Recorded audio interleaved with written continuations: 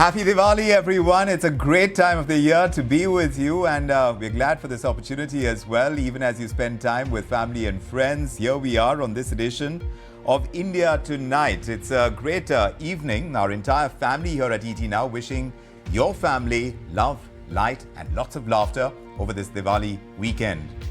But our focus tonight is steadfastly on the American elections. D-Day is merely 5 days away. Who's inching past in this tightly contested poll? We are going to discuss this with our guests tonight. But what a treat to start this entire show. This Diwali, look at this. The American ambassador to India, Eric Garcetti, has danced to Bollywood tunes, if you please. Even before we tackle how high the stakes are rising in the US presidential polls, just take a look at how Eric Garcetti has wowed his audience this Diwali with those moves of his to the hit song Toba Toba.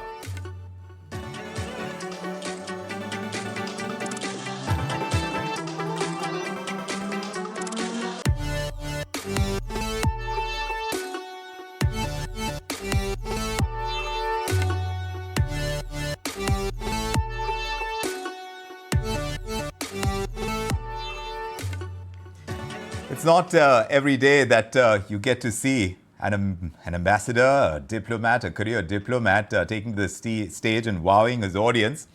But yet, that's what we've seen. Now, Kamala Harris and Donald Trump, they're going head-to-head in the swing state of Wisconsin.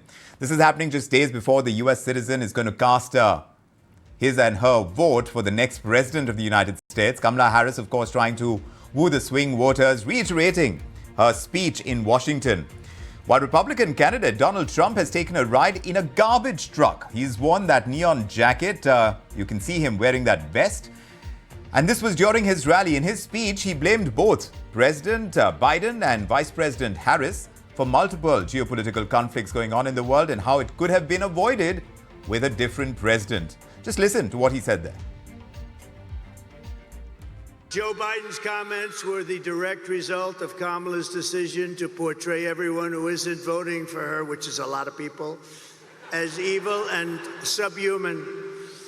And we know it's really what they believe, because look at how they've treated you. They treat you like garbage. They treat our whole country like garbage, with open borders, with all of the horrible things they've done to hurt our country, inflation that should have never happened, allowing Russia to go into Ukraine, October 7th, in Israel. All of these things would have never happened if you had a different president. All right, so that's what we got from Donald Trump at that rally. Now let's break it down further before that 5th November ballot. And for that, Rajkamal Rao is joining us. He's Managing Director of Rao Advisors, and he's an op-ed columnist as well, along with Michael Kugelman. He's a senior associate with the South Asia Woodrow Wilson Center in D.C. Great to have you both with us. First to you, Michael Kugelman. I'm not sure if you saw the ambassador shaking a leg over there in New Delhi, but this was all part of the Diwali celebration. Do you reckon this is the new face of diplomacy, particularly in bilateral ties between India and the U.S., particularly when it comes to that soft power that India wields today with its films? Heard that the ambassador had been doing some dancing, but I hadn't seen the visuals until now. So thanks for sharing them. It's quite impressive. Now, look, I think that the U.S.-India relationship could use some successful public diplomacy these days. So if that performance adds to that, all the better. But it's always a nice thing to see. I think that given all the troubles the world is facing these days, it's nice to have some moments of levity and lightness. So thanks for sharing those visuals. Quite interesting to see those kind of moves from a career diplomat. I was just telling our viewers. But Rajkamal Rao, both Harris and Trump, they're making their final campaign pushes in the battleground states, Wisconsin and Pennsylvania. Recent polls showing them going neck and neck, of course. What do you make, though, of Trump riding on a garbage truck into the final leg of that campaign in Wisconsin? He was wearing that orange safety vest. And I just was wondering, what's the messaging over here? Has the election become even more divisive now than it has already become? And do you reckon that it's helping Trump edge past Harris among the undecided voters? Yeah, thank you for having me. I think what you're seeing is this is typical Trump. I think he's having some fun out on the campaign trail. If you saw, I think when he did the same thing at that McDonald's restaurant a week ago or so. It is essentially trying to keep a story alive. So when the Democrats make an error, and if the story, every story has a life cycle, it ends in whatever time, but Trump likes to kind of prolong it, and with all of his antics, he's able to get the news media focused on something that they may have stopped covering. So it keeps him well and truly in the news, and that's something that Donald Trump likes doing, like you said. So it's something which is habitual. But also at that rally, Michael Kugelman, Trump has said that if there are last-minute shifts in, as far as, we're talking about voters who are still undecided. So, I was wondering how much of these people who are undecided among the voters are going to decide on the basis of foreign policy and effectiveness in being able for the US to control China in one way or hold sway over the conflict in West Asia, and even further away on the Russia-Ukraine war, with everything that he's saying, that if there was another president, then many of these wars and conflicts wouldn't have taken place. Do you agree with him? In the U.S., like many other countries, foreign policy typically is not a major issue on campaign trails and in elections, and I think that's largely the case in this election as well. Though certainly, I think that we've seen a number of major foreign policy developments, particularly the Israel-Gaza war and the Biden administration's handling of it. We're starting to see indications that that could actually have a bearing to some extent on the election outcome, given that President Biden's policies have attracted significant levels of concern from some key constituencies, voting constituents in the U.S., particularly Muslim Americans. But look, it's striking that Trump has been relatively vague. He actually hasn't said that much about some of these really big foreign policy issues. All he's really said about the situation in Gaza is that he wants Israel to finish the job, and that could be taken in many different ways. And when it comes to the war in Ukraine, of course, the perception among many is that Trump has a more restrained policy toward Russia than Harris or really the Democratic Party on the whole does. But he really hasn't said all that much about this major crisis, other than suggesting that he would essentially help end the war. I would actually argue, quite frankly, on a brief side note, that the position that Donald Trump has espoused on Russia and Ukraine is actually quite comparable to the Indian government's position. He's essentially said that the war needs to end. We don't want this war to continue. He hasn't blamed any side. He's just said that the war has to end. At any rate, I do think this election will likely be decided on issues that don't relate to foreign policy. But I do think that because you have an unusually large number of major crises, that some voters here for sure will be thinking about those external issues as they go to the polls next week. Particularly when it comes to matters related with Israel, then of course they do take center stage as far as American politics go. And now that the former president has gone ahead in that campaign and said that, look, these conflicts may not have happened if there was another president, meaning him, one would assume. But Rajkamal Rao, the American economy has shown some solid growth over the last 3 months, all the way into September. And it's growing at an annual rate of 2.8%, which doesn't look bad. But is that really helping the Democrats earn more votes this time, though? Because the recurrent theme of this U.S. presidential campaign is, and perhaps should be, has the U.S. economy performed better under Joe Biden or Donald Trump? What are you going with? Yeah, so thank you. This is a great question, and I think there are two narratives here. There is the narrative that you see in the newspapers, and then there is the narrative that you see out on the street. So you're right. The 2.8% for a large economy like the United States is impressive, and unemployment rates are pretty low, and so at least in the last 1 year, I think the metrics have tended to be more favorable to Biden. But the issue that the Biden-Harris administration that they are facing, and every time you see Kamala Harris go out and speak to local media, this question is asked of her repeatedly, and that is, what are you going to do about bringing down grocery prices, bringing down fuel prices at the pump. And these questions are all legitimate because while it is true that inflation has come down, it is that inflation, as you know, is measured on a year-over-year basis. And if you go back to when Biden took office to what prices are today, prices are about 22 to 25% on average higher than what they were when Biden was inaugurated. And those prices are not going to go down. It's not fair, of course, to hold Biden responsible. I mean, there were other reasons. It was coming out of a COVID economy, there were supply chain issues, whatever. But as you Not be know, a fair comparison, you're saying. yeah, exactly. And it is not fair to just hold him or her responsible. But you know how it is, right? That is accountability. I mean, if you're there, you can take credit for what Of course. happens, and you have to take, But you but have what is to also be responsible important for what if happens. is if Harris is coming back with a solution, and has that been done convincingly enough for the swing voter? So when you're saying that wages haven't managed to keep up with the kind of price increases we've seen in recent years, do you think it could cost Harris in this election if the voter, the swing voter in particular, is not convinced about whatever Harris has said so far in the campaign?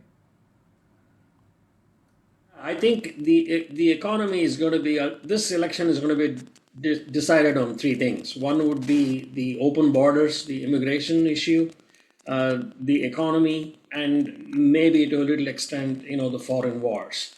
But what I'm saying is the economy is ultimately going to be an issue, and here I think Harris has lost a great opportunity. She was given multiple opportunities to explain to us how she would be different. And every time she's asked that question, she talks about, her housing plan or her small business plan. And for a lot of Americans who are already in housing or who don't run a small business, those plans don't directly help them. So I think, and the other thing is, voters do remember how the Trump economy was 4 years ago, so they have something to refer to. And so, on either way, I think that is I think the most important issue for Harris. So I don't know whether it's going to be inflation or these open border issues on immigration, Michael, that is really going to hold sway in these elections. But in your understanding, Trump's ability to be able to address issues related to migration in comparison with how Kamala Harris projects herself, is she coming across as too left and too much more accommodating for the swing voter to really like? Yeah, so I focus more on foreign policy than domestic policy, so I really Yes. should No, not but on these comment migration on that. issues, But Michael, how important, in your understanding, is it in comparison when you look at how different presidents have dealt with it in the recent past in the US? How crucial is that issue right now? Has that really gone up in terms of importance? Oh, absolutely. Yeah. I mean, we've been talking about the different types of issues that are going to have a bearing on this election, and that would certainly be one of them, among many. I mean, I think we can agree that the economic issues are going to be a big factor, but Yeah. these issues, these migration issues as well, more so than foreign policy issues more broadly. But yeah, it's obviously it's a very critical election. There's a lot of issues that are going to be foremost on the minds of voters. And I think we've highlighted some of the major ones, but there's a lot going on here. I don't want to overplay the importance of one issue over others, but yeah, I mean, given what's played out over the last few years, none of these issues can be disregarded. No, so the decisiveness is something that I'm trying to play up as far as Trump's promise to voters is concerned and whether that's a big selling point. But there are two major areas of bilateral cooperation between India and the US, Michael, and those are technology and clean energy. Are you in agreement with fears that India may find Trump not too easy to deal with if he becomes president, at least in these two areas? Yeah, it's an interesting question. I think certainly those two areas that you mentioned, tech and clean energy, have become major spaces for bilateral cooperation in recent years. And what we saw when Trump was president previously is that he took a very hard line on export controls, and that's something that I think could impact technology cooperation between the U.S. and India. And when it comes to clean energy, he clearly has very different views on how the U.S. should pursue clean energy cooperation with other countries compared to Harris. So I think that that's something that could impact the U.S.-India relationship as well. But I think that on the other hand, one might argue that Trump's unpredictability and his way of doing governance is very different from what I think many foreign governments have been used to when dealing with U.S. presidents and U.S. governments. So one could argue that there would be advantages for India of a Trump presidency, and there would be disadvantages as well. But I think that the important thing to highlight here, and this would be no surprise to you, is that I think that whether it's Trump or Harris, there's a pretty strong bipartisan consensus in Washington around the idea of the necessity of partnership with India. So I think that the nature and the priorities of the bilateral relationship may change a bit if Trump were to come back and to become president again. But I think regardless, you're going to have a commitment from whoever wins the presidency to continue working with India. Yes. Though, that doesn't mean that we're not going to see some new tension points. The trade side is something else, I think, that can become a bit more of a contentious issue Yes. if Trump were to come back. We've heard his comments on the campaign trail that have been very critical of India about its tariff policies. Yes. That criticism has been longstanding with him. Sure. But Mr. Rao, when it comes to job creation or tax cuts, and even when it comes to deregulation, the factors that Trump is banking on this time to sway the swing voter, is Trump's style, I want to ask you, which the Harris campaign has likened to the Nazis even, is that what voters think will make him deliver what he says he will? Yeah, there are two things that Trump always talks about on the campaign trail, and that is both are polar opposites of the Harris policy, and that is one is he wants to drill for more oil. So he always says drill, drill, drill. And he has actually said that it is only because that the Biden administration canceled oil leases and came down on the oil companies that the energy prices went up. You could argue with that, but people do remember fondly lower gas prices. So he's been saying, if you drill more, then that'll bring down food prices. So that is one thing where I think he's different. The second thing is in regulation. And here, Trump, if you recall, during his first term, he actually issued an executive order that said that for every new regulation you impose, three old regulations should be retired. So he's big on deregulation, and I think I think corporate America will really like those policies. Yes. And so I think on those two instances, I think he's very different from Harris. Right. And Michael, I also wanted to ask you about India's long-standing relationship with Russia, including the defense equipment purchases we do from Russia.